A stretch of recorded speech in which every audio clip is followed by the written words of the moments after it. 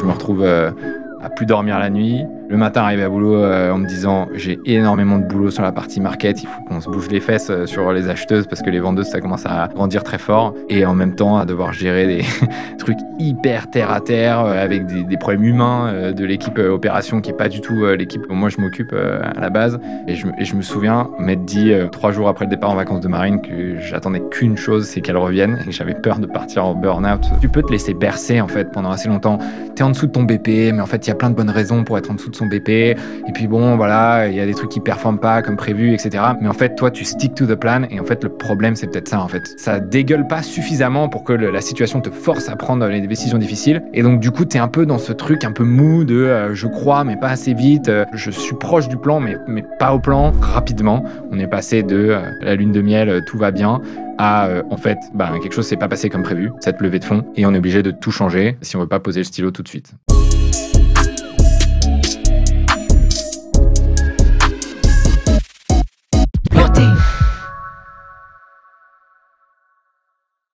Je suis Paul Charon, je suis l'un des 2 cofondateurs d'Hommage, la plateforme qui cherche à rendre la mode de seconde main simple et désirable pour tout le monde.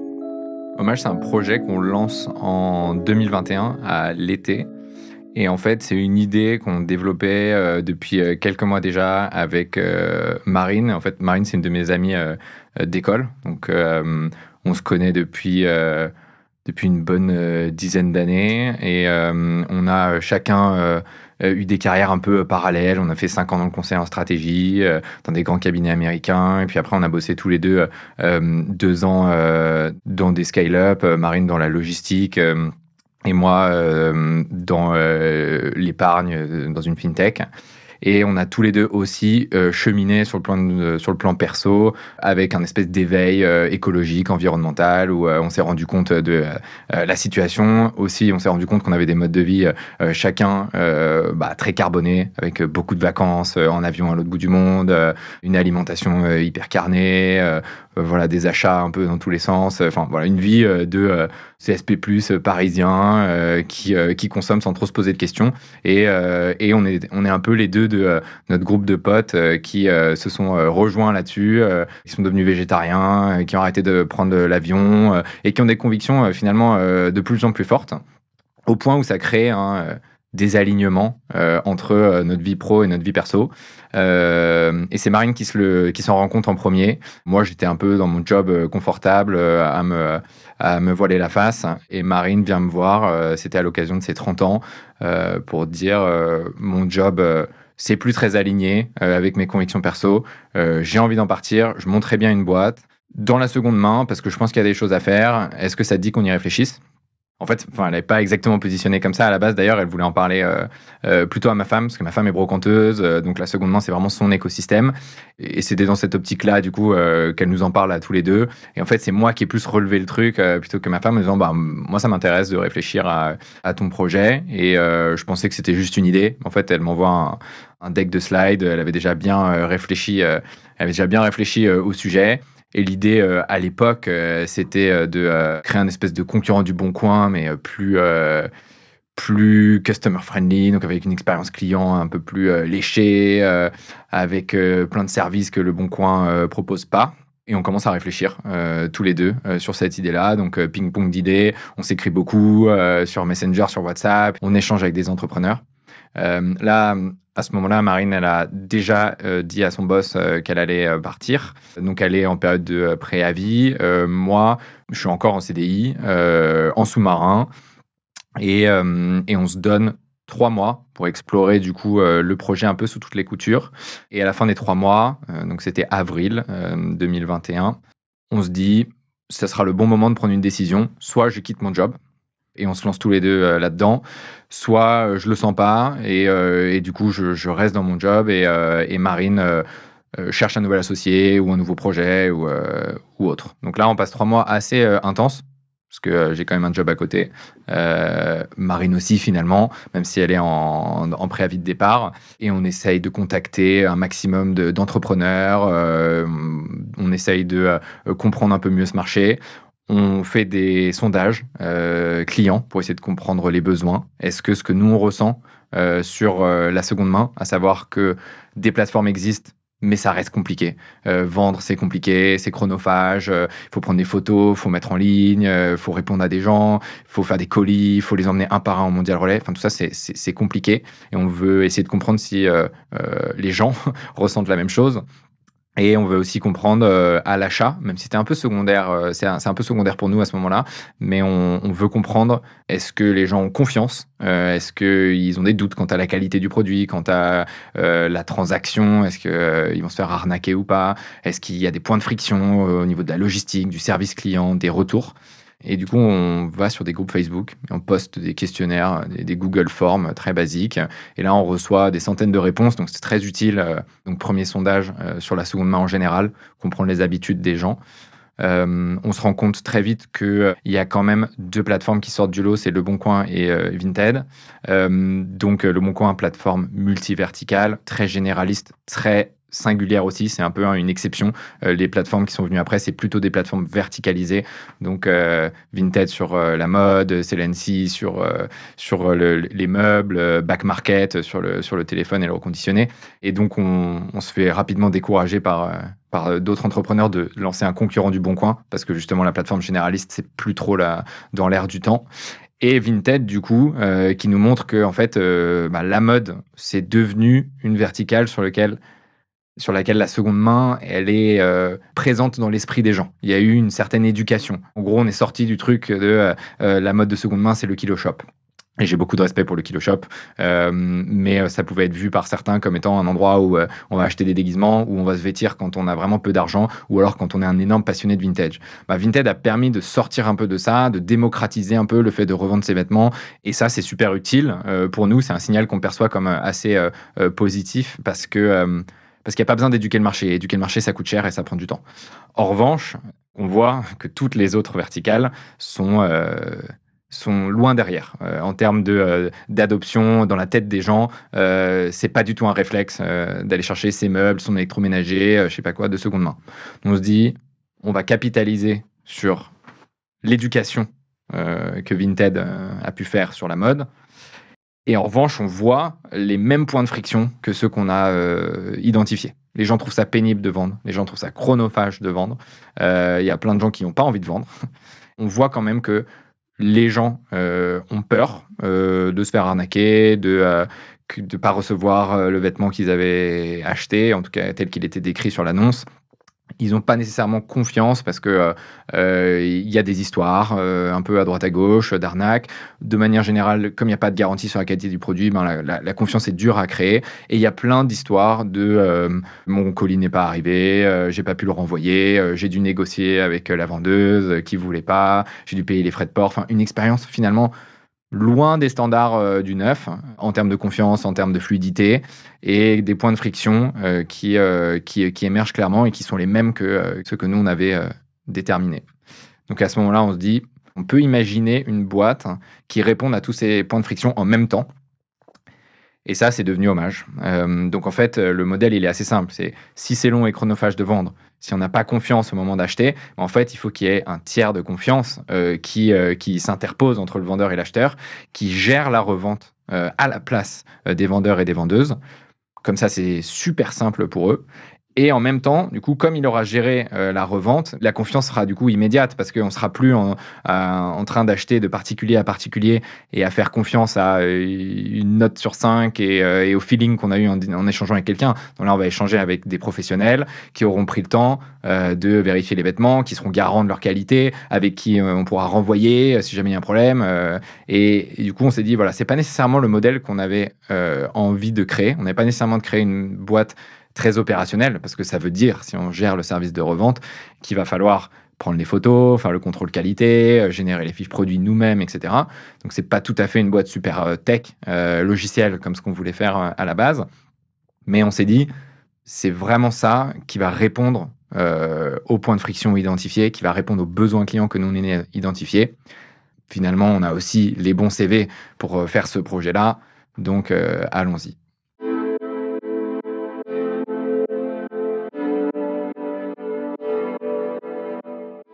Et donc là, on est en avril 2021. Moi, je décide de demander une rupture conventionnelle qui m'a été accordée. Et ça, c'est un peu la chance que j'ai eue et la chance que Marine a eue aussi, c'est de travailler à ce moment-là dans des boîtes très entrepreneur-friendly, au contact d'entrepreneurs. Donc le CEO était aussi le fondateur de la boîte, dans mon cas et dans le cas de Marine. Donc des gens qui comprennent très bien la démarche et voilà, ce qu'on essaye de faire. Là, on rentre dans une phase assez excitante, en fait. C'est le fameux 0 to 1, comme on dit dans l'entrepreneuriat. Donc, il faut tout créer de zéro avec ses mains. C'est beaucoup de galères, mais aussi énormément d'apprentissage et surtout la satisfaction de voir un projet qui commence à émerger. Comme toute marketplace, parce qu'au final, Hommage, c'est une marketplace, il faut trouver des vendeurs, il faut trouver des acheteurs, et ensuite, il faut générer des transactions.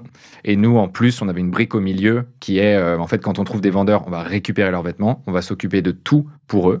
Donc, on va faire le contrôle qualité des vêtements, la prise de photos, la mise en ligne, le stockage, l'envoi et la gestion des retours. Donc, grosse brique opérationnelle. Et après, on aura les choses classiques de la marketplace, donc trouver des vendeurs, trouver des acheteurs et faire en sorte qu'il y ait des transactions qui se fassent. Donc au début, juillet 2021, on passe du temps à la main pour aller recruter les premiers vendeurs, aller chercher leurs vêtements chez eux. Donc on utilise les mêmes groupes Facebook où on poste un visuel hyper simple qui dit on cherche des gens qui ont des vêtements à vendre mais qui n'ont pas le temps de s'en occuper. Et là, on a fait l'erreur de poster ce message avec le compte Facebook personnel de Marine. Le message explose, sa boîte Messenger aussi. Et donc, elle a des centaines de personnes qui la contactent pour dire moi ça m'intéresse, je vous envoie ça où. On n'avait même pas déposé les statuts, on n'avait rien, on n'avait pas de nom, rien. On avait juste proposé nos services. Et là, on se dit on a touché la corde sensible. On avait raison. Notre intuition, les premiers sondages clients qu'on a fait montrent qu'il y a vraiment un truc à proposer, un service qui n'existe pas et que les gens cherchent. Donc là, c'est le début. On prend nos vélos, on va chez les gens, on récupère leurs vêtements, on discute un peu avec eux et ça confirme notre intuition que, en tout cas, du côté des vendeurs, vendeuses, on propose un service vraiment innovant. Moi, je bricole 2 sites internet à l'époque. On n'avait pas d'équipe technique et moi, je suis pas tech. Donc un Shopify pour la boutique, un site Webflow pour que les vendeuses puissent créer leur compte, envoyer un formulaire et voilà. Plus tard, évidemment, ces 2 sites seront fusionnés. Mais au début, c'est un peu bancal comme ça et on se lance. On a 1500 vêtements, je crois, qui nous arrivent tout de suite. À un moment, on a dû couper les vannes parce qu'on n'était que 2. Mais ça démarre quand même assez fort de ce point de vue-là. On lance la commercialisation et donc le lancement officiel d'Hommage, c'est septembre 2021. Où là, on envoie un peu la sauce côté marketing. On avait préparé doucement Instagram, une première base mail, etc. Moi, je passe dans un ou 2 podcasts. On commence à recruter des premiers stagiaires pour nous aider à gérer le flux de vêtements. Donc, faut se rendre compte quand les gens nous envoient des vêtements. Donc, c'est des colis qui nous arrivent. Au début, on n'a pas vraiment d'entrepôt, on a juste un petit local, donc il faut aller chercher les colis au Mondial Relais avec un petit chariot et après on les ouvre. Il faut faire le contrôle qualité sur les vêtements. Ni Marine ni moi ne venons de la mode, donc en fait on n'a pas énormément de réflexes sur voilà, les catégories de vêtements. En fait, il y en a plein, surtout dans la mode féminine, et puis les différences de matière, et puis etc. Enfin, c'est beaucoup de choses qu'on doit apprendre sur le tas. Ensuite, il faut faire des jolies photos. Donc là, il y a eu beaucoup de tests et d'apprentissage, parce que pour qu'une photo ressorte bien, il y a beaucoup de choses à travailler. Est-ce qu'on prend sur cintre ou à plat? Quelle lumière? Est-ce qu'on retouche? Est-ce qu'on retouche pas? Etc. Donc là aussi, on a fait beaucoup d'erreurs au début, mais aiguillés par certaines personnes, d'abord extérieures, puis ensuite intérieures à la boîte, on a pu beaucoup s'améliorer là-dessus. Et on en profite aussi pour lancer notre première levée de fonds. L'objectif, c'est de sortir de l'opérationnel. Là, on a les mains dedans, au sens propre du terme, à savoir ouvrir des colis et prendre des photos. Et l'idée, c'est de développer la boîte et donc de s'entourer de gens qui vont nous aider à prendre le relais sur la partie très, très, très opérationnelle. Et aussi une équipe qui va combler un peu nos lacunes, en particulier côté direction artistique / stylisme. Parce que nous, on vient pas de là. Donc ça, c'est notre premier recrutement, Manon.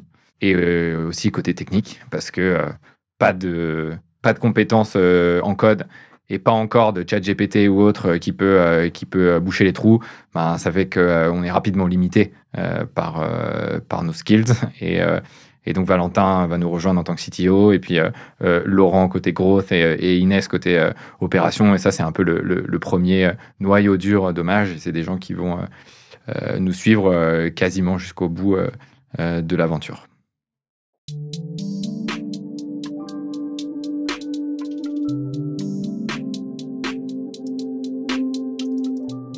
Début 2022, on est dans une position assez excitante, parce que on a cette première équipe qui est structurée. On a à ce moment-là suffisamment d'argent pour tenir 18 mois à peu près. Et on a un premier proof of concept, à savoir, on sait que notre produit il plaît aux vendeuses, on commence à avoir des acheteuses qui arrivent, et l'idée c'est d'accélérer à ce moment-là. On met d'abord le focus sur les vendeuses, parce qu'on se dit, pour qu'une acheteuse elle ait une expérience d'achat sympa, quand on sait qu'il y a Vinted à côté avec à l'époque déjà des dizaines de millions de vêtements, il faut qu'il y ait un peu de choix. Donc le début de l'année 2022, il est surtout concentré sur les vendeuses. On sait que ça plaît, mais il faut quand même trouver les bons canaux pour toucher ces vendeuses. Il faut développer le bouche à oreille. On compte pas mettre de marketing sur les vendeuses, parce que on sait que ça va être cher de recruter des acheteuses. Donc on veut mettre tous nos efforts marketing au sens payant du terme, donc la publicité sur les acheteuses. Et les vendeuses, on veut développer quelque chose en organique, donc le bouche à oreille, l'emailing, et ça va se passer début 2022, et ça commence à prendre assez bien. On a notre stock de vêtements qui grossit. On avait commencé avec 1500 pièces, là on arrive à 10 000 pièces, 15 000 pièces, donc ça commence à être significatif, et on amène aussi des évolutions sur le site, donc dans l'expérience d'achat, etc. Et les choses se passent bien. C'est aussi une année où on doit s'adapter avec Marine à ce nouveau rythme d'entrepreneur, donc à la tête de la boîte, mais on n'est plus que tous les deux comme au début. Moi, j'ai mon fils qui naît en mars 2022, donc ça c'est pareil, c'est un nouvel ajustement, c'est mon premier enfant et c'est aussi ma première boîte. Certains diraient que je me suis bien challengé, et encore, attendez la suite, parce qu'il y aura d'autres enfants, et voilà. À l'été, du coup, là, Hommage va quasiment fêter ses 1 an. Il y a une période un peu intense où Marine prend ses premières vacances. Et là, il y a beaucoup de sujets en même temps à ce moment-là. Donc, juillet 2022, beaucoup de sujets de commerciaux, parce que après avoir bien développé les vendeuses, on veut que les acheteuses commencent à prendre. Donc, j'ai beaucoup de boulot de mon côté, parce que c'est moi qui m'occupe du marketing, de la communication, de globalement tout ce qui fait rentrer de l'argent. C'est moi qui gère. Donc, beaucoup de choses là-dessus. Et Marine gère les opérations et le service client. Donc les opérations, il y a à la fois comment est-ce qu'on structure tout ça, quelle technologie on utilise, quels produits on crée en interne. Donc ça, c'est des jobs de ops manager, un peu product manager, etc. Mais il y a aussi une composante métier, flux physique, studio photo, entrepôt, assez people intensive. Donc voilà, il y a beaucoup de gens à gérer, parce que là, on a des vêtements, des colis qui arrivent tous les jours, des colis qui doivent partir tous les jours. Il faut structurer tout ça, etc. Et ça, c'est quelque chose qu'elle gère très bien. Mais là, elle part en vacances. Du coup, c'est moi qui dois... Enfin, il y a des personnes qui sont en charge de prendre le relais, mais c'est moi qui dois intervenir si jamais il y a un problème. Et il se trouve qu'il y a des problèmes. Il y a des problèmes de type RH à ce moment-là, avec des gens qui veulent plus bosser, ou qui veulent changer des choses, des frictions dans l'équipe, etc. Et donc, et il se trouve qu'à ce moment-là, mon fils décide d'arrêter de dormir la nuit. Donc, je m'en souviens très bien dans cette période, parce que je me retrouve à plus dormir la nuit. Le matin, arrivé à boulot en me disant, j'ai énormément de boulot sur la partie market, il faut qu'on se bouge les fesses sur les acheteuses, parce que les vendeuses, ça commence à grandir très fort. Et en même temps, à devoir gérer des trucs hyper terre à terre, avec des problèmes humains de l'équipe opération, qui n'est pas du tout l'équipe dont moi je m'occupe à la base. Et ouais, je me souviens m'être dit 2 ou 3 jours après le départ en vacances de Marine que j'attendais qu'une chose, c'est qu'elle revienne et que j'avais peur de partir en burn-out juste sur ces quelques jours en fait où j'étais tout seul parce que j'ai l'impression que tout prenait feu d'un coup, quoi. Donc c'est une période intense qu'on traverse finalement assez bien. On croit plutôt par palier plutôt que un truc qui nous tire un peu de manière constante. On a un peu des petites explosions de notoriété et des petits moments où d'un coup le business prend une nouvelle dimension. On fait un pop-up aux Galeries Lafayette juste avant l'été qui marche super bien. Donc ça, c'est très chronophage d'un point de vue opérationnel. En plus, c'est le monde du physique, donc c'est un monde qu'on ne connaît pas. Il faut des vendeuses, les clientes, elles touchent les vêtements, elles les essayent. Il y en a qui sont égarés un peu partout dans les galeries, il faut aller les chercher. On monte le stand la nuit, on le démonte la nuit aussi. Enfin, voilà, c'est un autre monde qui nous fait marrer. On se dit aussi que c'est pas ça on est bien à faire du e-commerce en fait, mais ça nous permet quand même de basculer dans une autre dimension. On est identifié comme un acteur sur la place qui fait de la seconde main, qui a une sélection intéressante, qui a une certaine crédibilité. Ça nous permet d'avoir des retombées presse, etc. Donc, c'est vraiment une période assez agréable où on sent que la machine, voilà, doucement est en train de prendre. Et donc, on se dit que c'est le bon moment pour notre deuxième levée de fonds. Donc, on avait fait un pré-seed au début. Là, on se dit que c'est le moment, puisqu'on est en position, entre guillemets, de force, parce que les choses voilà, commencent à se passer un peu comme on l'avait prévu. C'est le moment d'aller approcher des fonds de VC pour faire notre première vraie levée de fonds, entre guillemets. La première s'est faite avec des business angels et un family office. Et là, on veut structurer un peu plus avec un fonds de VC. Les discussions commencent super bien. Je pense qu'on avait l'avantage avec Marine de s'être construit le bon CV. Une grande école d'ingénieur, un cabinet de conseil, de premier plan, une expérience opérationnelle en scale-up. Donc, en fait, on cochait pas mal de cases et ça nous ouvrait beaucoup de portes. Dès le début du projet, quand on avait mis qu'on travaillait sur quelque chose de nouveau, on avait eu plein de gens qui nous avaient contactés.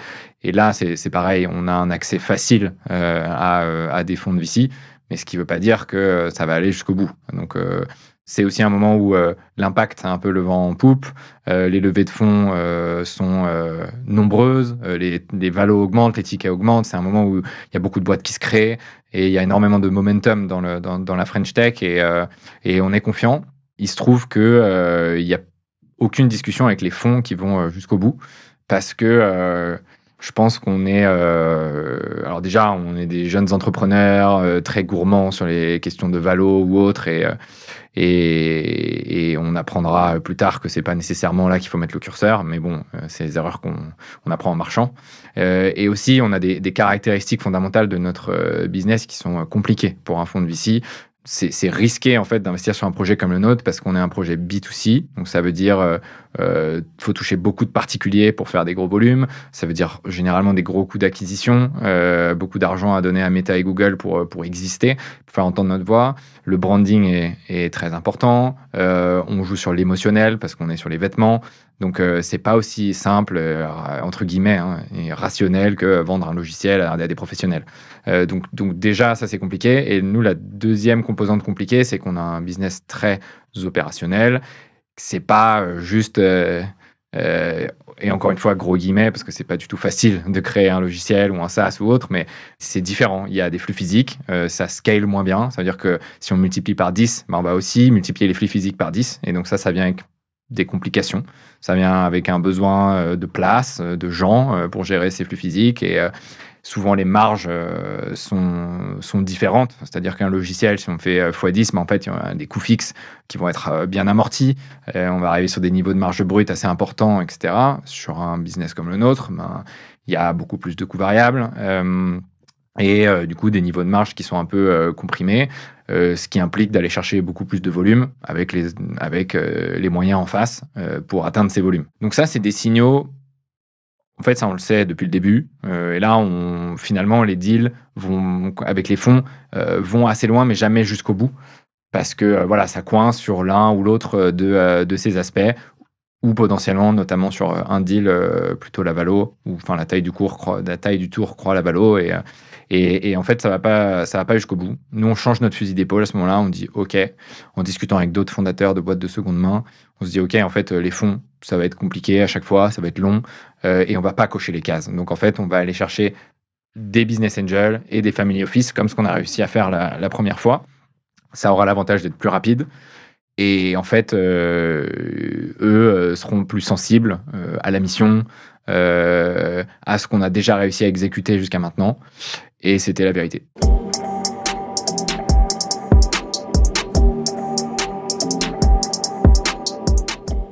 On fait ce tour de seed dans 2 tranches. Une première tranche avec un peu de nos investisseurs historiques qui remettent au pot. On fédère 2 ou 3 gros business angels ou groupements de business angels qui mettent. Et ça nous permet de closer une première tranche tout début 2021. Et ensuite, on prépare quelque chose qui va nous être utile d'un point de vue marketing. C'est une campagne de crowdfunding. L'idée, c'est que la deuxième tranche soit en partie une petite enveloppe de crowdfunding et le restant, d'autres business angels ou groupements de business angels. Et l'idée pour nous, c'est un peu un moment où le crowdfunding explose. Il y a de plus en plus de projets sur ces plateformes-là. Et nous, on voit un intérêt marketing parce que ça nous permet de toucher des utilisateurs et utilisatrices potentiels d'Hommage, de faire beaucoup de bruit sur les réseaux. Et c'est vrai que c'est une histoire sympa en fait d'associer au capital des clients, des futurs clients. Et ça se passe super bien. Donc là, on est à la fin du premier semestre 2023. On lance cette campagne sur une plateforme qui s'appelle Tudigo. On fait une vidéo hyper cool de présentation d'Hommage, de l'équipe, du service, un peu marrante et tout. Enfin, vraiment, c'était top. La campagne, elle prend super bien. On atteint et on dépasse notre objectif en une dizaine de jours max. Et ça crée un espèce d'engouement autour où il y a des business angels qui nous contactent proactivement en disant je peux mettre sur ce tour, etc. Et donc en fait, on finit sursouscrit là où l'histoire avait commencé 6 mois avant avec un peu des refus du côté des fonds. Là, on finit sursouscrit avec l'écosystème qui dit bravo, c'est génial ce que vous faites, etc. Donc la dynamique de cette levée avait complètement changé. Et nous, on ressort du truc reboosté avec du coup de l'argent pour nous emmener fin 2024 et avec beaucoup de moyens à notre disposition pour recruter, pour investir en marketing et pour passer le prochain palier de croissance. Ce qui arrive fin 2023 en fait. Donc on laisse passer l'été. L'été, c'est une mauvaise période pour la seconde main parce que juillet, c'est les soldes. Donc le neuf devient quasiment aussi peu cher que la seconde main. Donc c'est dur de se battre. Et août, c'est dead. C'est vraiment, il se passe rien dans l'e-commerce en France ou quelques rares exceptions. Mais en tout cas, pour nous, c'était vraiment un mois très plat. Mais en fait, la rentrée 2023, elle attaque très fort, en particulier octobre, novembre, qui sont traditionnellement le Q4, donc le dernier trimestre de l'année, c'est souvent très fort en e-commerce, et nous, ça manque pas. Et là, c'est probablement un peu la meilleure période, entre octobre et février, mars de 2024, parce qu'il y a tout qui se passe bien. Les étoiles sont assez alignées. Il y a toujours des trucs qui se passent un peu moins bien, mais globalement, on croule un peu sous les vêtements. Je me souviens, il y a eu une vidéo qui a buzzé un peu sur les réseaux. Donc là, on est je sais plus, en octobre-novembre. Il y a une personne avec qui, c'est une partenaire avec qui on travaille elle est en Belgique. C'est une videuse de dressing. Donc en fait, c'est une fille qui va chez d'autres nanas, qui les aide à faire le tri dans leur placard et qui va aussi leur donner des conseils sur de style, etc. Et elle est en partenariat avec nous, c'est-à-dire elle nous envoie les flux et on lui rend service parce que du coup, elle peut faire ça hyper simplement. Et puis la vendeuse, elle touchera aussi de l'argent. Enfin, c'est une bonne collaboration. Et cette fille, elle fait un réel sur Insta qui présente un peu ce qu'elle fait, mais surtout ce que nous on fait.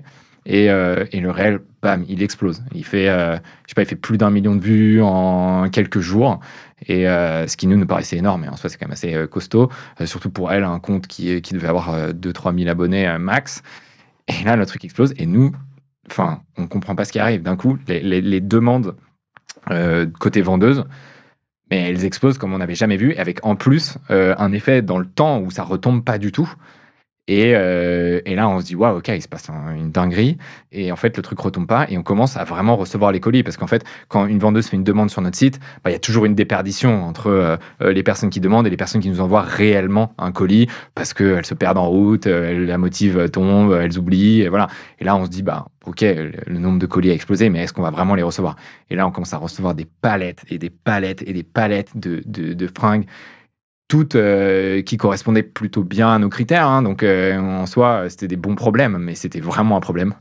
On est, on est à l'approche de Noël, donc la saison, elle est quand même assez, forte du point de vue de l'activité commerciale et là, le studio photo, il explose, en fait. C'est impossible de traiter tous ces flux-là, donc on est obligé de couper, le la revente sur le site, donc on met en pause, on se dit: «Ah, on va créer beaucoup de déceptions», donc on imagine des mécaniques côté market, des listes d'attente, des trucs, si tu partages, des stories, sur Insta et ben, tu remontes des places dans la file d'attente. Enfin, on essaie de gamifier le truc, mais la vérité, c'est qu'on ne peut plus accepter de vêtements tellement il y en a.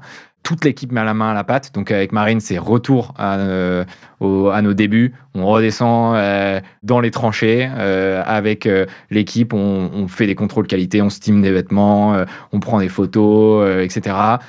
Quand ça, c'est fini, donc on fait des créneaux de plusieurs heures par jour. Quand ça, c'est fini, on retourne sur l'ordi, parce qu'il faut gérer. Donc, le service client qui a un peu explosé aussi, là, c'est pareil, on essaie de se répartir l'effort, et cetera.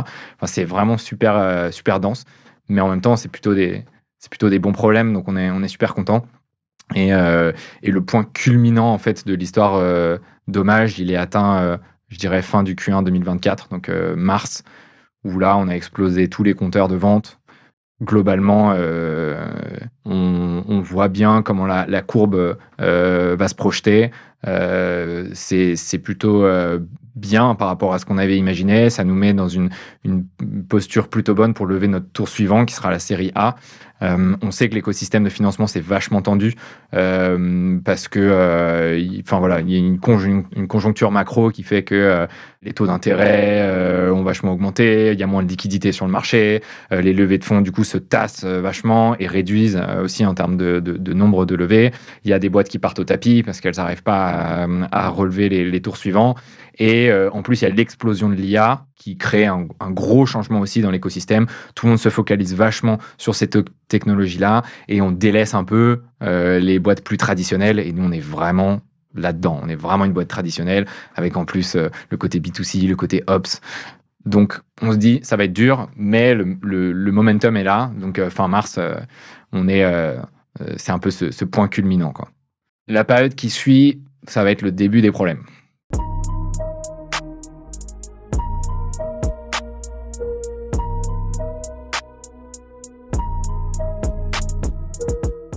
Avril et mai, c'est pas des très bons mois. On sait pas pourquoi, parce que finalement, normalement janvier c'est pas ouf, mais on a fait un super janvier.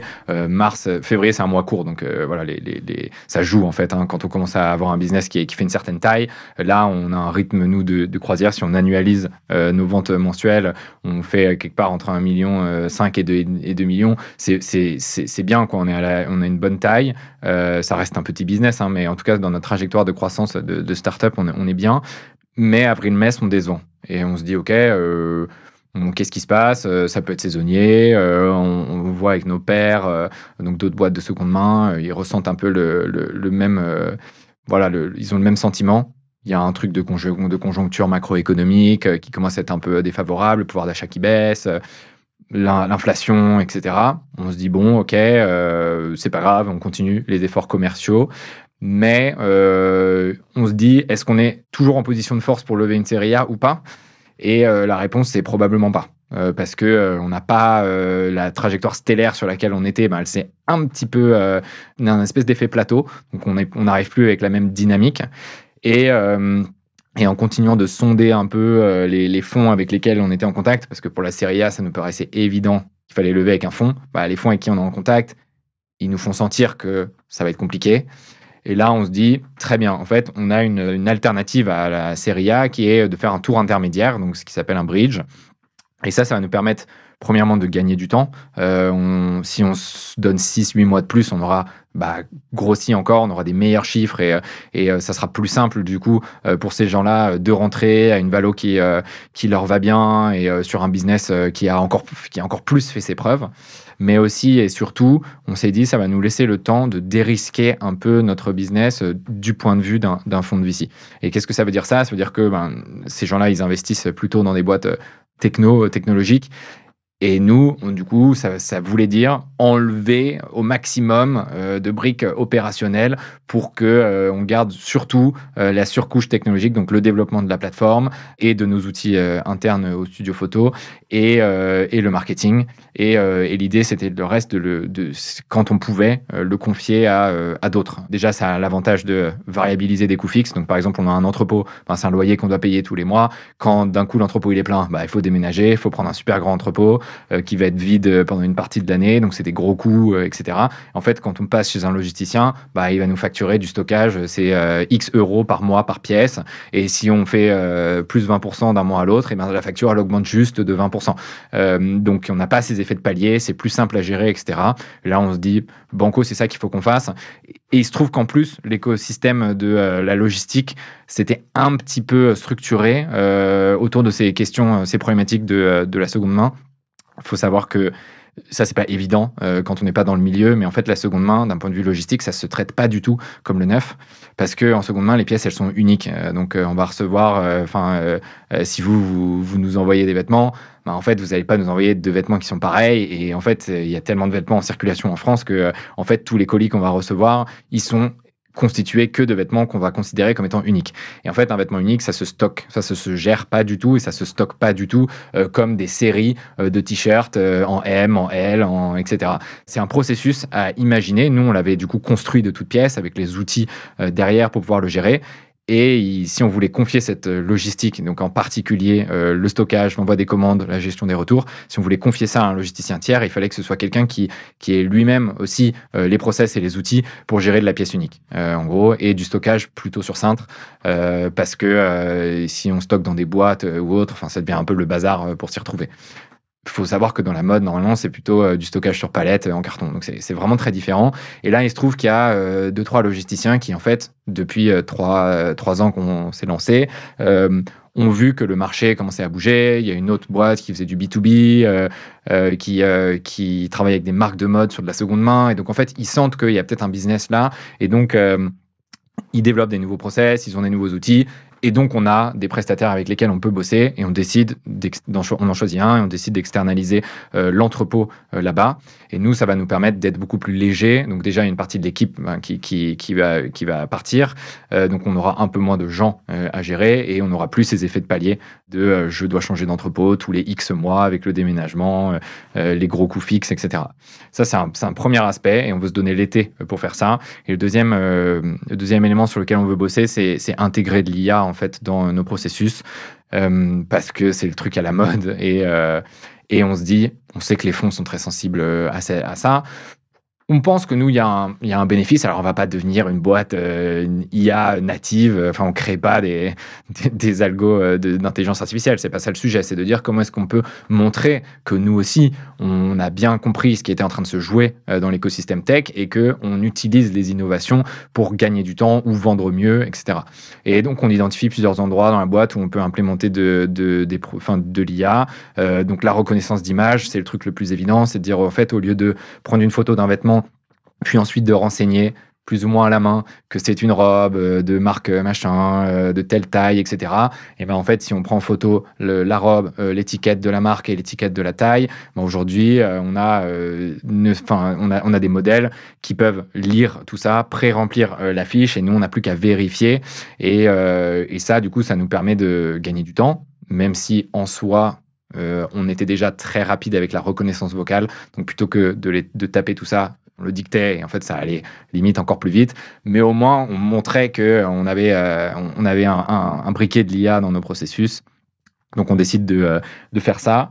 On a aussi d'autres endroits où, côté pricing par exemple, on peut gérer les choses de manière plus intelligente, donc la fixation des prix, l'évolution des prix dans le temps, des vêtements, en fonction d'un certain nombre de critères, on peut mettre des algos là-dessus qui optimisent ces choses-là, et c'est super important. Les fluctuations de prix dans la seconde main, donc vendre au bon prix en fonction de la saison, de la désirabilité de la pièce, etc. C'est des choses qui sont très importantes pour vendre vite et au meilleur prix. Et on utilise aussi, ça c'est plus spectaculaire entre guillemets, même si ça n'avait pas eu des effets de dingue, mais on utilise aussi l'IA générative pour générer des photos portées par mannequins à partir de photos sur cintre ou sur mannequins inanimés. Donc là, ça répondait plutôt à un besoin client qui nous disait j'ai besoin de voir en gros la robe portée par une fille pour que je vois si oui ou non ça va m'aller. Donc ça, en fait, c'est assez dur parce que faut se dire une marque de mode, elle a toutes les tailles, du 34 au 48 ou je sais pas quoi, et du coup elle peut décider que son mannequin du jour c'est un 40. Bon, la vérité c'est que c'est plutôt des 36, mais voilà, c'est un milieu assez particulier la mode, mais elle peut décider de cette fille, elle vient, elle va prendre les robes en 36, elle va la shooter sous toutes ses coutures et tout. Mais nous, on peut pas faire ça. On a une robe devant nous, on en a qu'une. Elle est en 44. Et si on voulait la shooter sur un vêtement porté, ça veut dire qu'il faut faire venir une personne qui fait du 44. Et en fait, on a aussi le même jour reçu des robes en 36, en 38, en 40, en machin. Ça veut dire qu'on devrait avoir une armée de mannequins qui bosseraient pour nous en permanence. Ce n'est pas possible. Donc en fait, les photos portées en seconde main, on s'est toujours dit c'est pas possible. Et là, il y a des nouveaux outils qui arrivent sur le marché et on se dit ok, on va le tenter. On va utiliser des algos. Donc au début, on est très très exploratoire. On est sur Hugging Face, à trouver des algos chinois qui en open source, qui permettent de faire ça. Puis petit à petit, les outils plus mainstream, type ChatGPT ou autres, se sont mis à faire à peu près la même chose. Et là, on teste ça aussi. C'est un wow effect, ça fait vraiment parler sur LinkedIn, etc. Et on se dit, OK, là, on coche les cases pour les VC, pour la série A. Et en fait, cette série A, on va la faire fin 2024, début 2025.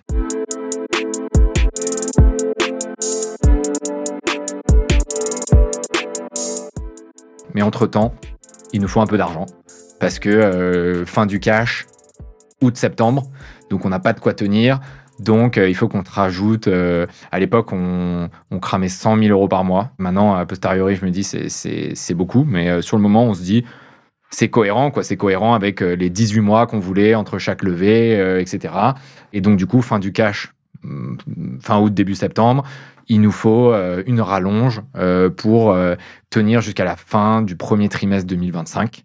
Et ça, on estimait ça 500 000 euros minimum, ce qui nous aurait obligé à faire des économies de coûts ou autres, et 800 000 euros pour être confort. Et donc, on lance ce tour intermédiaire, donc un bridge. Il faut savoir qu'un bridge, généralement, dans l'industrie, classiquement, ça se fait plutôt auprès des investisseurs historiques qui vont pouvoir augmenter leur participation au capital, généralement avec des conditions assez avantageuses. Et en échange, on a cette poche de liquidité supplémentaire pour nous permettre d'atteindre les milestones avant la vraie prochaine levée, entre guillemets. Mais nous, nos investisseurs historiques, c'était plutôt des business angels et des family office qui n'ont pas nécessairement de poche d'argent dédiée au bridge, ou c'est pas dans leur culture, ou c'est pas dans leur manière de faire. Et donc, ça prend pas du tout. À ce moment-là, quand on va les voir en disant on veut faire le bridge pour telle et telle raison, ils disent ok, mais moi en fait, j'ai plus d'argent parce que oui, il y a moins d'exit, il y a moins de liquidité, donc voilà, j'ai plus d'argent. Ou alors c'est pas dans ma thèse de faire des bridges, ou attendez, on en discute avec les autres BA. Et en fait, la réponse c'est quand même plutôt non. On a quelques-uns qui nous soutiennent et du coup, j'en profite pour les remercier si jamais ils tombent sur cette histoire, mais à quelques-uns qui nous soutiennent, mais c'est pas beau, c'est pas grand-chose. Nous, on se dit, OK, on avait un truc qui a très bien marché l'année dernière, parce que notre projet s'y prête bien, c'est cette levée communautaire, donc on va en refaire une. Donc là, on est en mai 2024, et on se dit, on va en refaire une, on va aller sur une autre plateforme, parce que ça sera plus simple. Enfin bref, on change de plateforme. C'est notamment une plateforme qui permettait de baisser le ticket d'entrée assez bas, et donc l'idée, c'est que on voulait permettre à un maximum de gens de pouvoir rentrer au capital, en se disant, en plus, ça va être génial, au lieu d'avoir on avait, je sais plus, quelques genre 200 ou 300 personnes dans le premier véhicule, la première levée communautaire. Et là, on se dit, si on baisse le ticket, peut-être qu'on va réussir à en recruter 1000 et ça sera des super ambassadeurs. En fait, c'est des gens qui vont parler de nous à leurs proches, mais dans leur boucle WhatsApp, sur LinkedIn et tout. Donc, ça va être hyper puissant. Et du coup, on prépare ce truc-là. c'est pareil, on refait un peu la vidéo, tous les posts LinkedIn sont prêts, etc. Moi, je commence à avoir un réseau qui est un peu plus étoffé, une voix qui compte un peu sur ces sujets-là. Donc, je me dis, ça va le faire. Et là, on a un petit problème de timing malheureux. L'actualité politique, en fait, prend une place démesurée au point où les levées en cours sur les plateformes, elles se stoppent toutes plus ou moins. Moi, j'échange avec d'autres entrepreneurs qui sont un peu dans le même cas et ils disent je comprends pas, le truc c'est un peu arrêté net, etc. Et en fait, nous on se dit ok, là il y a un problème. Donc on se laisse 2 semaines pour se dire ok, qu'est-ce qu'on fait? Donc il faut se dire qu'on a les deux discussions en parallèle, hein. Nos investisseurs historiques qui sont en train de nous dire on va pas nécessairement participer. La levée communautaire qui démarre et tout de suite on voit que ça se passe pas du tout comme la fois d'avant. Et donc, nous, on se dit, OK, on a jusqu'à début juillet pour essayer d'inverser la tendance. Et donc, on cherche des nouveaux investisseurs. Les quelques investisseurs qui ont remis, on leur demande de nous présenter d'autres gens, etc. On trouve quelques personnes. Enfin, on se dit, bon, OK, on va réussir à faire quelque chose. Mais on se fixe une date limite, je sais plus, 10 ou 14 juillet.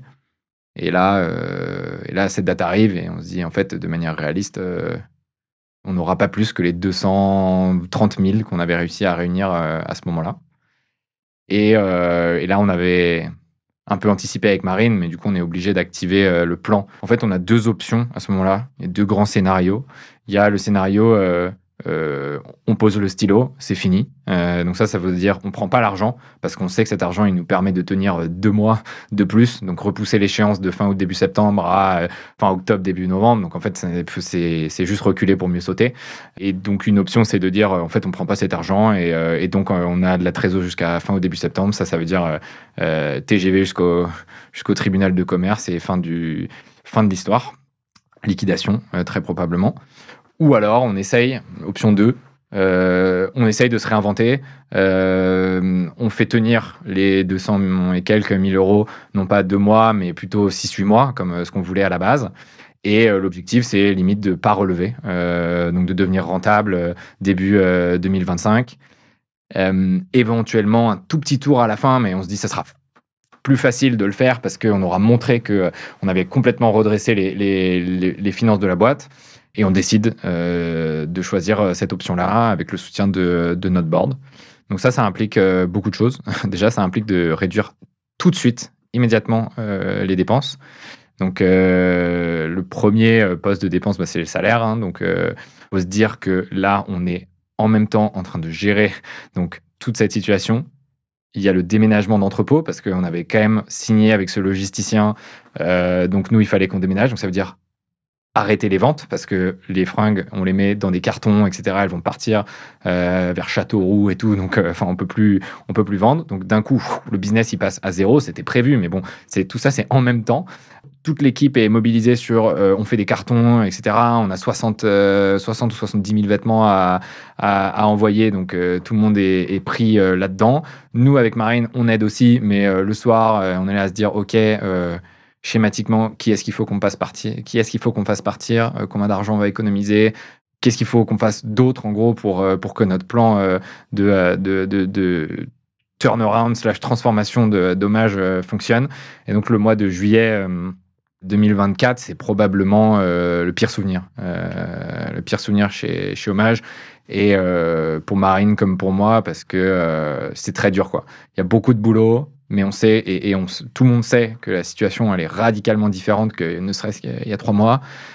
Notre board est au courant aussi, mais d'ailleurs, je me souviens d'une remarque de Sophie, une membre du board, donc c'est juste quelques semaines avant, en juillet, fin juin, pardon, on fait ce board et on leur dit, OK, c'est la merde et tout. Et là, elle nous dit, mais je comprends pas, en fait, la dernière fois qu'on s'est vu, c'était il y a 3 mois. Vous étiez en mode, c'est la folie et tout.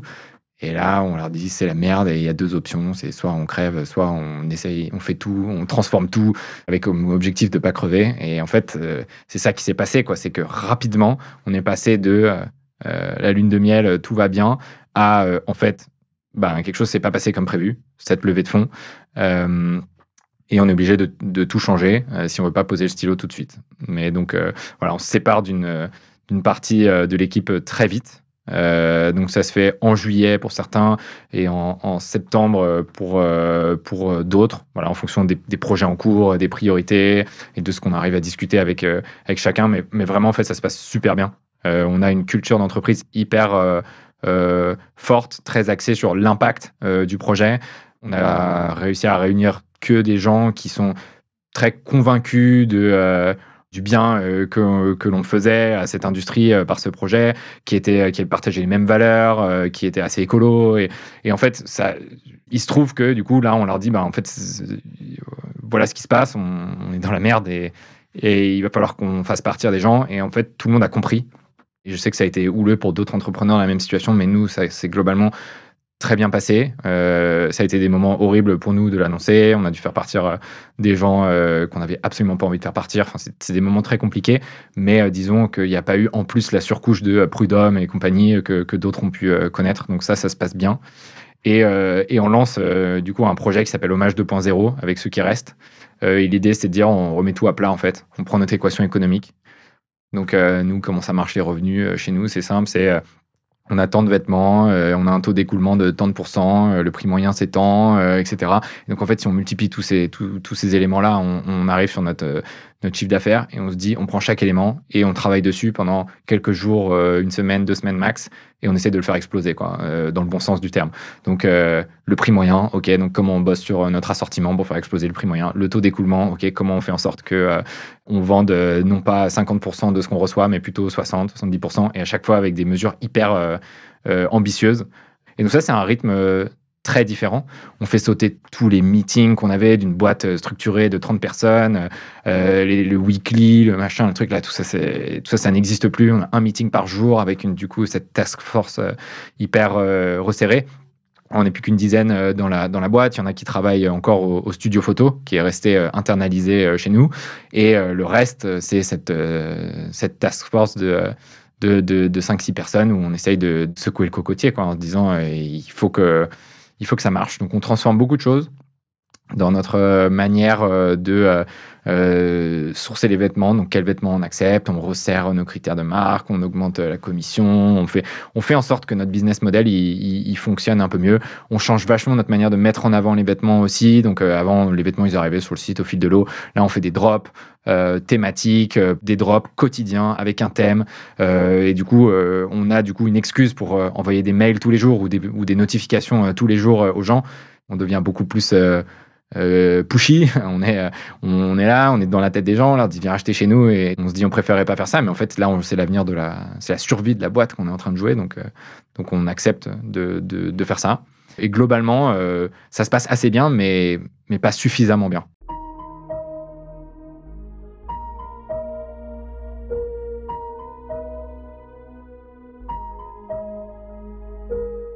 On a des métriques qui sont en vert, mais le cash burn est toujours dans le rouge. Donc on est toujours en train de cramer de l'argent. Au lieu de cramer 100 000 euros par mois comme on faisait quelques mois auparavant, enfin juste avant l'été, là on est plutôt à 30 000, 25-30 000. On a réduit les dépenses au minimum, on a complètement arrêté la pub. Donc évidemment le business est plus petit, on fait moins de ventes parce qu'il y a beaucoup de ventes qui venaient de la pub. C'est plus sain. Mais voilà, c'est toujours déficitaire, ce qui implique de devoir se refinancer. Et c'est pas ce qu'on voulait. Et le deuxième élément un peu problématique, c'est qu'on commence à douter de notre capacité à générer de la croissance organique sur le long terme. La croissance organique, c'est quelque chose qui se construit sur plusieurs années. C'est la conjonction de un branding bien travaillé, la présence dans les médias, etc.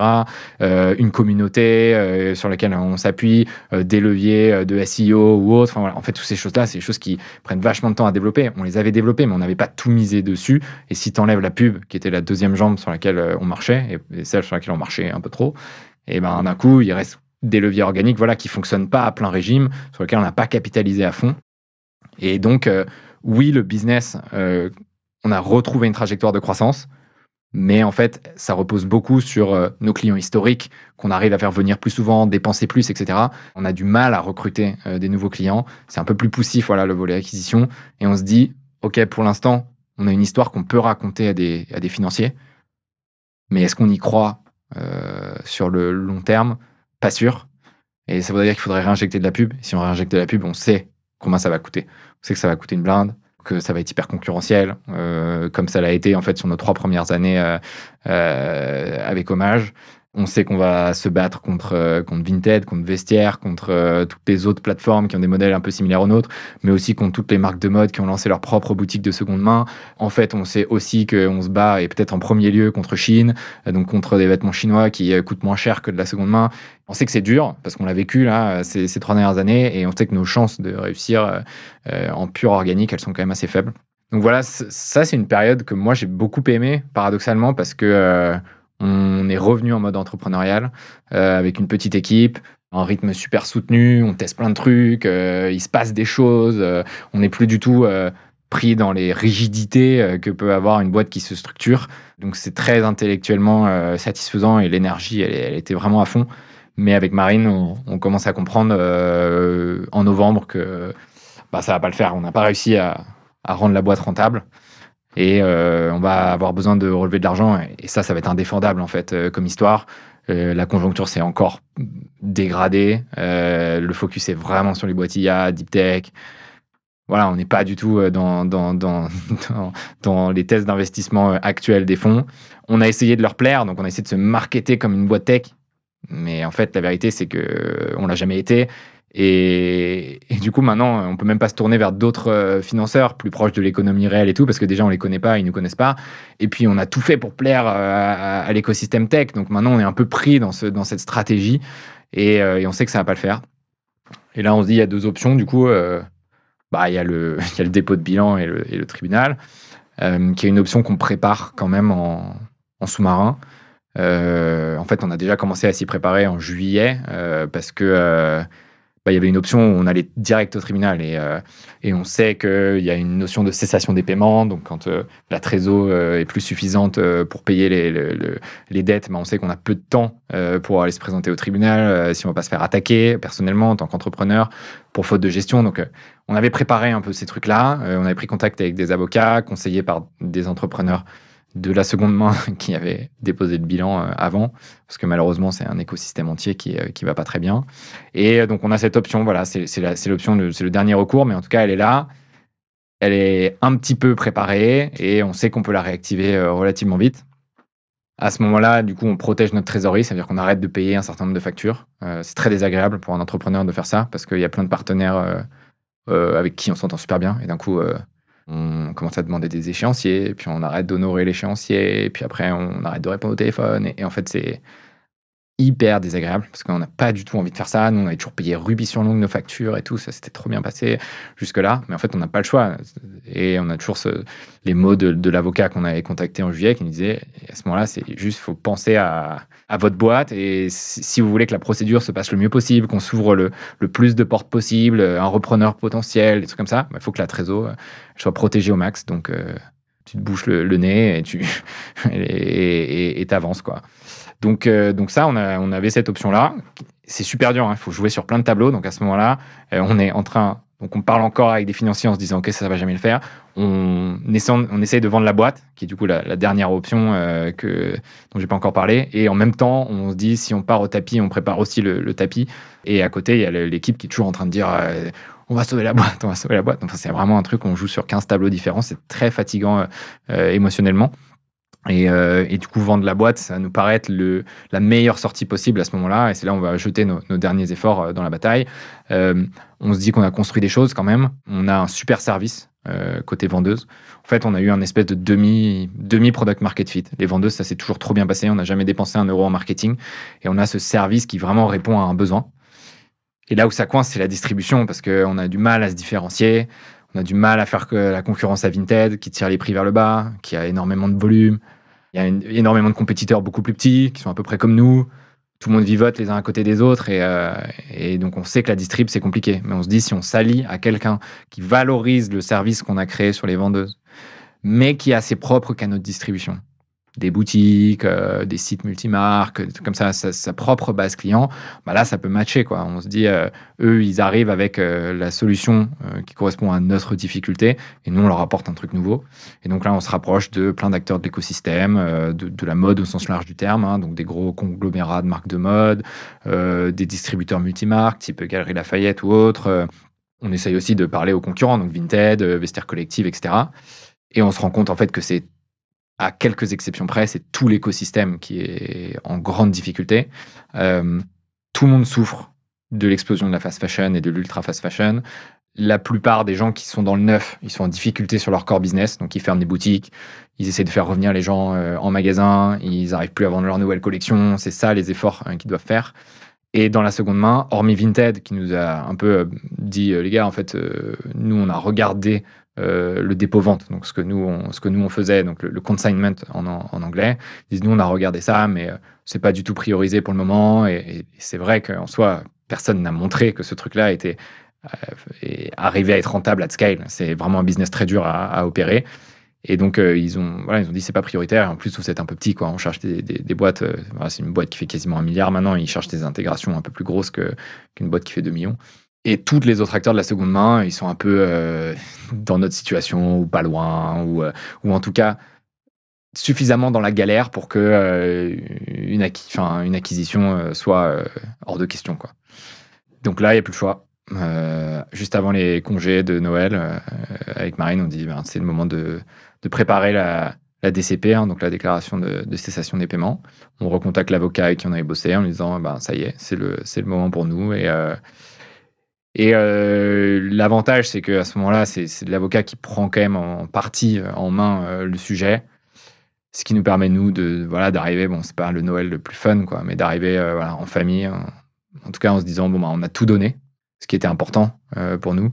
On se sentait pas de poser le stylo 6 mois avant d'avoir tout tenté. Et là, on se dit, en soi, on voit pas ce qu'on aurait pu faire de plus pour sauver Hommage. Et du coup, maintenant, l'histoire va suivre son cours et ça sera pas du tout la même sortie que ce qu'on avait espéré. Mais on s'est battu.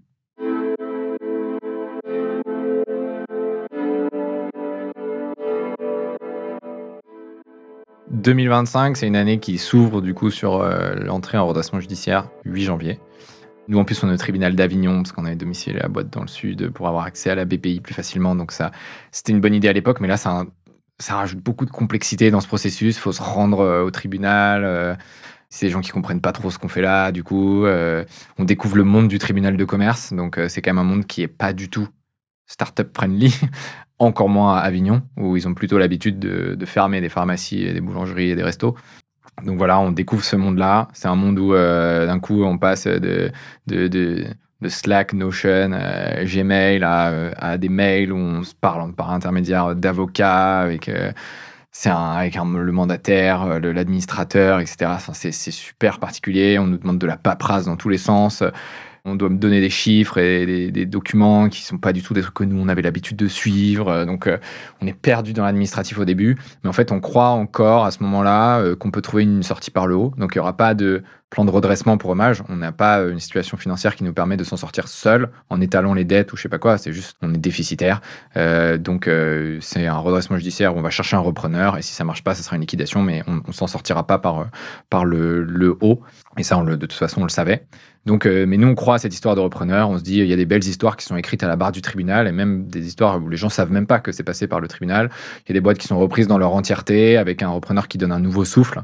Et nous, on se dit, on va viser ça. Donc, on reprend contact avec tous les gens auprès de qui on avait essayé de vendre la boîte. On leur dit, maintenant, c'est gratuit, quoi, presque. En tout cas, c'est plus du tout la même histoire. Il y aura pas la dette.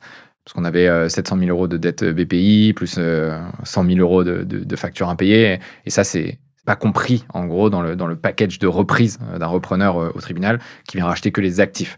Donc la base client, le site, le stock, les contrats de travail, etc. Donc c'est le nom de la marque. Donc ça permet de faire un rachat, mais que de ce qui nous arrange, quoi. Et nous, on se dit, peut-être que ça parlera mieux. Et à ce moment-là, on est assez confiant, janvier, février. Et en fait, on se rend compte que non, en fait. Enfin, même gratuitement, ou presque, il n'y a personne qui veut se lancer dans l'aventure extraordinairement difficile qu'est la mode de seconde main avec un modèle comme le nôtre, donc un modèle très opérationnel. on voit qu'on suscite de l'intérêt chez des petites boîtes qui sont un peu des concurrents ou des gens qui évoluent un peu à côté de nous, qui sont des boîtes plus petites que nous encore. Et en fait, ce qu'ils recherchent, et on le comprend très bien, c'est eux à se donner un peu d'avance en achetant une base client, en achetant un stock de vêtements pas cher, et ça leur permet de souffler un peu ou d'accélérer. Mais c'est pas du tout quelque chose qui cherche à perpétuer l'histoire d'Hommage et à continuer le projet qui était le nôtre. Donc, en fait, on commence à comprendre qu'en fait, ça va être la fin. En tout cas, que Hommage tel qu'on l'a construit, ça n'existera plus à la fin de la procédure. Il y a des gens qui essayent de trouver des solutions pour qu'une partie du business continue d'exister, mais en fait, nous, on sent aussi la motivation baisser parce que c'est pas ça qu'on voulait construire. Et en fait, on avait déjà compris depuis longtemps qu'il y aurait pas d'argent pour nous, que l'equity story, comme on dit, c'était fini, nos actions, elles vaudraient plus rien, etc. Mais on croyait encore à la vision, au projet et tout, et même ça commence à se déliter. Donc, en fait, en mars, on se dit, OK, le redressement est toujours jusqu'à fin mars, et voilà, après, ce sera fini et nous, on passera à autre chose. En fait, le tribunal décide de prolonger de 3 mois parce qu'en fait, on avait tellement bien protégé notre trésorerie et notre business, il a continué au premier trimestre, ce qui fait que notre trésorerie, elle nous permettait de tenir 3 mois en se payant, Marine et moi. Donc, il prolonge de 3 mois en disant on va chercher des nouveaux repreneurs parce que les offres qui avaient été reçues, il les jugeait pas satisfaisantes. Et évidemment, elles n'étaient pas satisfaisantes, c'était des petites boîtes qui venaient juste racheter la base client, etc. Donc, il prolonge de 3 mois et ça, c'est 3 mois pas très agréables. Enfin, évidemment, un redressement judiciaire, c'est pas agréable, mais là, en plus, la prolongation, ça crée une espèce de dynamique hyper molle où il se passe pas grand-chose. Il y a aucun projet de développement de la boîte. Nous, on sait qu'il y aura pas de nouveau repreneur providentiel qui va arriver. On connaît beaucoup mieux le marché que le tribunal. On sait qu'il va rien se passer. Mais il faut quand même faire tourner la boîte. Il faut quand même répondre aux questions de l'administrateur, etc. Enfin, et donc, en fait, on passe pas à autre chose. On est quand même pris dans ce truc-là, mais il n'y a pas grand chose à faire. Ça occupe pas des semaines pleines. Bon, moi, je fais pas mal de sport. Je vois le plus possible mes enfants. J'essaie de rencontrer un maximum de gens. J'écoute Planté pour comprendre un peu comment les gens ont rebondi. Je découvre plein d'histoires hyper intéressantes de mecs qui sont de mecs et de nanas qui ont eu des histoires dingues, qui tout s'est arrêté un peu violemment, comme c'est ce que moi je ressens. Et je découvre comment ils ont remonté la pente. Je découvre que certains ont aussi touché le fond beaucoup plus bas que ce que moi j'ai l'impression de vivre. Donc ça me rassure aussi. Voilà, c'est une période un peu comme ça. Je prends énormément de café aussi. Je me suis pris des cafés avec 50 ou 60 personnes.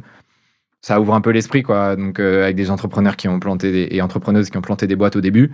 Et ensuite, après, j'essaie de m'ouvrir un peu pour me dire, en fait, ce sera quoi l'étape d'après? Parce que moi, je me voyais 10 ans chez Hommage. Et là, je me dis, en fait, je suis peut-être 10 semaines, quoi. Donc, et après, il faudra que je me réinvente, sachant que j'ai plus le chômage. J'ai mis pas mal d'argent dans cette entreprise, je me suis payé pas très bien, je vis à Paris, j'ai 2 enfants, j'ai une femme qui est brocanteuse, donc elle n'est pas millionnaire du tout. Donc je me dis, en fait, ma situation elle est quand même pas très fun, donc d'un point de vue purement financier, et j'ai aussi plus trop d'énergie parce que c'était assez usant, donc voilà, il faut un peu prendre le temps. Cette période-là, je l'utilise comme ça.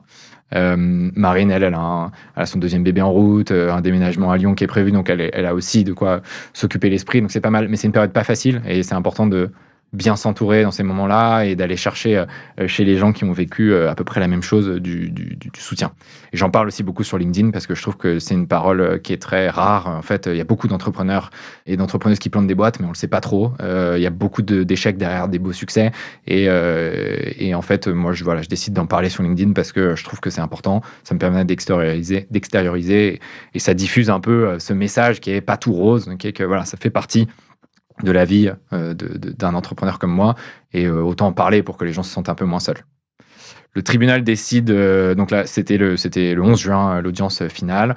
C'est les mêmes offres sur la table à peu près que celles qui étaient arrivées fin mars, donc on a un peu fait 3 mois pour rien. Il y en a une qui est choisie. Voilà, un autre acteur de la seconde main, il va tout récupérer, donc le nom de la marque, le nom de domaine, la base client, le stock. Et nous, c'est officiellement notre dernier jour de paye, et donc même si on doit toujours être présent pour répondre à des questions ou autres, c'est officiellement la fin à ce moment-là. Moi, je suis obligé de rebondir assez vite parce que financièrement, plus de salaire, plus de chômage. J'ai évidemment absolument rien épargné sur les 4 dernières années et j'ai même grignoté pas mal d'épargne. Donc là, je suis un peu je vais pas dormir sous les ponts, mais j'ai besoin de retrouver une activité tout de suite. Et je sais que je veux pas chercher un CDI. Je sais que je veux rester dans l'écosystème entrepreneurial.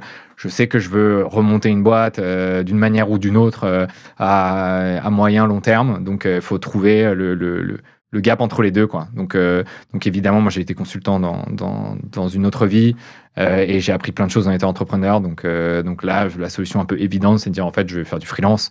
Je sais faire de la stratégie, je sais faire du growth, parce que ça, c'est mon expertise plus métier. C'est ça que je faisais chez Hommage. Donc, et je sais faire de la transformation. Donc, quand il y a besoin de changer des choses, ou voir même que les boîtes vont un peu mal, parce que je l'ai moi-même vécu, tambour battant les 6 derniers mois. Donc, ça fait une offre de service finalement assez large et des compétences assez valorisées. Donc là, c'est ce que je fais en ce moment. J'ai pu, en parlant de ça, trouver mes premières en parlant de ça publiquement, trouver mes premiers clients sur l'été et surtout sur la rentrée 2025, après un mois d'août un peu au calme en famille.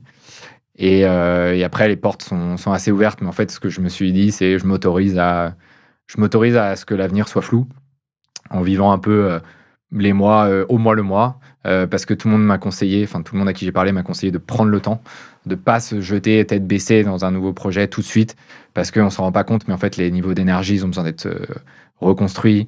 Financièrement, il faut se remettre un peu à l'abri et il faut se laisser le temps de digérer pour comprendre un peu ce qu'on a envie de faire après cet échec. Ça nous rend plus forts, c'est sûr, mais seulement si on a pris le temps de bien consolider la fondation. Donc, à savoir, il faut se stabiliser, il faut se remettre un peu à l'aise financièrement et ensuite se donner l'opportunité de trouver le bon prochain projet entrepreneurial en ce qui me concerne.